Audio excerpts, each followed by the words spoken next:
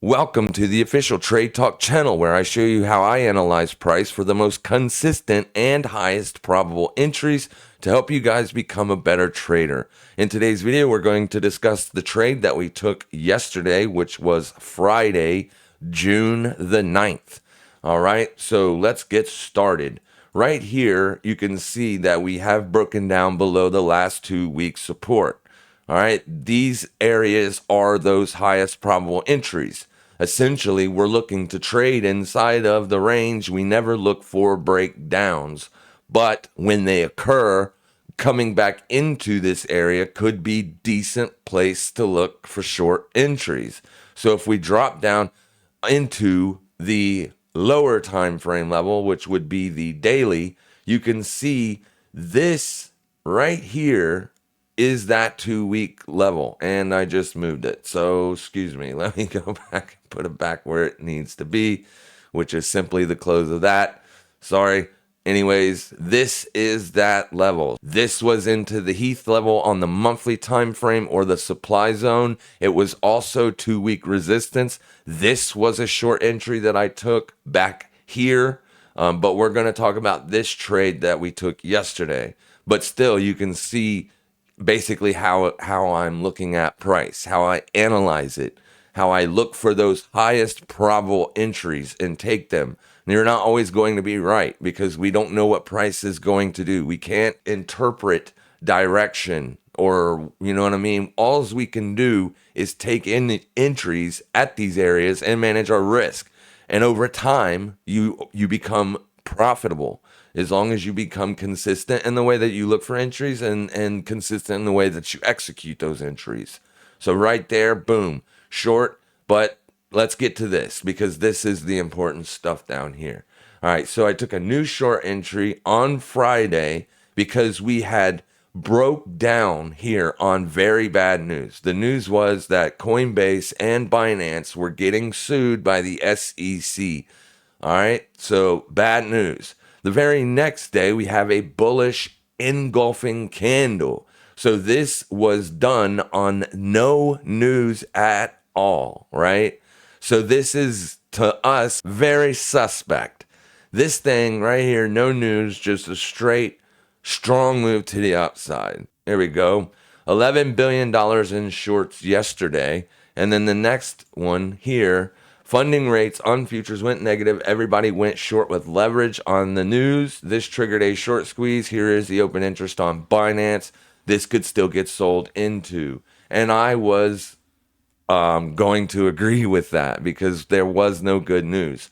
So the very next day, we break back down the 2 week resistance level. And then on Thursday, it was a very small range trading day, which just means it traded inside the previous day's range, and it was rejected at the 2 week resistance. So that is the area that we were looking for the entry at that price or at or around the previous day's high, because we do know that these wicks like to liquidate old swing lows and old swing highs. So here you have 3 days that trade, and then this candle gets up above all those highs, right? That's what we call a liquidation trade, where it just liquidates all the swing highs in the range and then drops back into the range. So that's the trade that we were looking for. We were looking for a liquidation above that, and then for the trade to drop back down into this candle's range. So here we go. If I pull up the Twitter real quick and show you the actual time that I posted this, watching yesterday's high, this is intraday, right? This is at when we took the entry, essentially. This white line here is your 2 week resistance. It was support, but it is acting now as resistance. Here is Thursday, traded up into it, could not close above it, drops back down, and holds at a support. All right, holds at daily support. Next day opens, trades down lower to the support, and then you can see you're trending up for the entire day. Right there. This is when I was expecting a run above this swing high, but if it doesn't happen, I'm still liking the entry as long as we're not closing candles higher intraday. That's what this, and over here I'll show you, right? So typically I like to watch the hourly time frame because the hourly time frame is really good at showing you the direction of price, if you will, and also respecting closes and opens. But you can see here, this hourly candle was so big that if I would have taken the entry here, then my stop would have been up there. That would have been a higher or a wider spread from entry to stop loss. So I dropped down to the 30-minute time frame, and this showed a better picture. So still, we were expecting this high to get ran up above. But as I was watching the 30-minute time frame, at 9 o'clock, this happened, 9:30, you drop down. So now what I'm watching is, do we get a close above this candle right there? That was the candle. That was the important area. That's where I was looking to see if you closed above it on this candle here. This is the 10 o'clock candle. So we're getting to the point where we're running out of what I like to call the highest probable time to look for trades. I generally look for trades from like 7 to 10 during the New York session. And you can see that even though it's a bullish engulfing, it bullishly engulfed this bearish candle, it still closed below it. So I went ahead and took the short entry, 26,990. All right. This line here is just a 1 minute Heath level. That's why it's up there. So I was also kind of watching that, but I don't really like to talk about the smaller time frame stuff because people assume that you can look for that on every single 1 minute candle has the opportunity to be a Heath level, and that's just not the case, right? The reason this candle was important is because you got above the 2-week resistance and instantly dropped down. This was the first time you had a bullish candle in the drop, and then boom, several more minutes you collapse. So you can obviously see how that 1 minute candle there acted as resistance and where we took our short entry. But it wasn't based on that 1 minute, right? It was not based on that. It was based on the fact that on the 30-minute time frame, it could not close above. So boom, take the short entry, stop above that. At this point, we're not expecting it to run the highs. We're going to look for it to run down lower. But obviously, since it was such a small range day, this candle right here was causing difficulties because this candle here trades under it but closes above it. So we're still kind of concerned that we might get that push up, but we're in the trade already. It's already set in motion. And then the very next hourly candle, boom, drop. Beautiful. That's what we wanted to see. So at this point, I'm taking profits because that's also an old daily support. All right, let me show you here. Daily support right there. So trade goes down, and as it pushes into this line, I am taking profits because this could be the area at which it stalls out and then gets bullish again. We don't know what price is ever going to do, and we only always look to trade inside the range. That is the most consistent way that price delivers itself, and it is also the best way to trade. By taking profits, I leave 30% of the position open, and then I drop my stop loss to break even, and then I wake up this morning to this beautiful candle right here.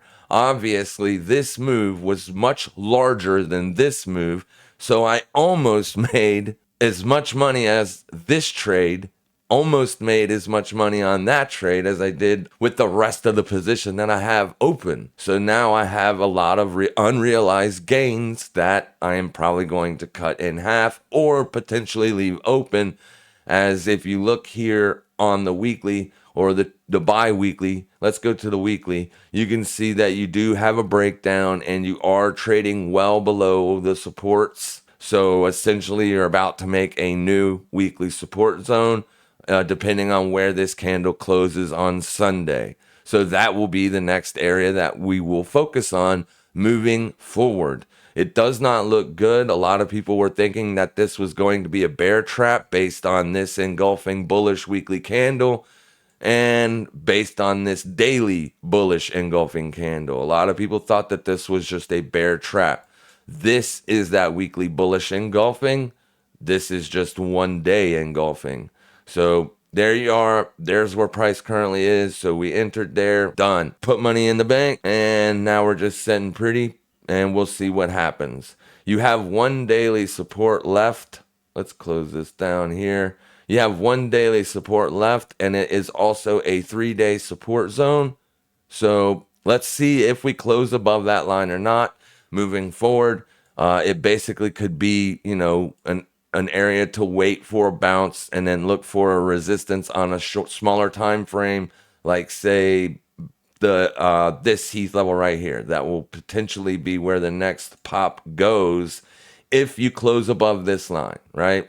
If this candle closes above this line here, then we'll be potentially looking for a trade back up to here or a push back up to here, and then we'd look for another short entry.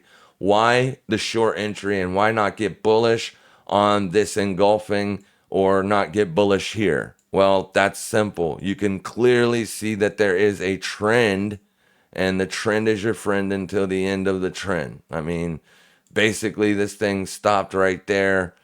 Yeah, I mean, we were looking for it probably roll over. Now, we were wanting it to hold support right in this area so we could get another expansion and break out of this down descending triangle or whatever, but it just didn't happen. So since we were making lower lows and lower highs, we decided to take a short entry on one of those lower highs.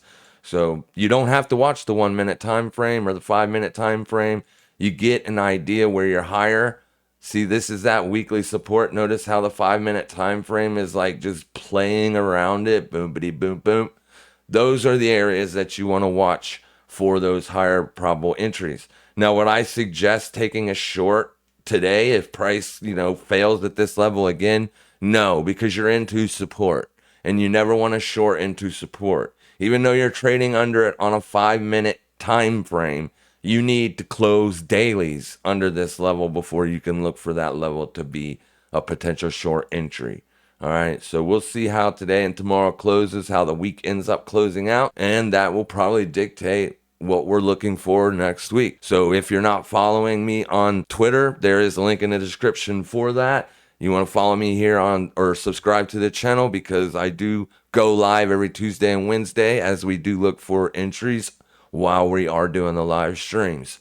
So if you want to do that, that'd be great. Thank you so much for watching.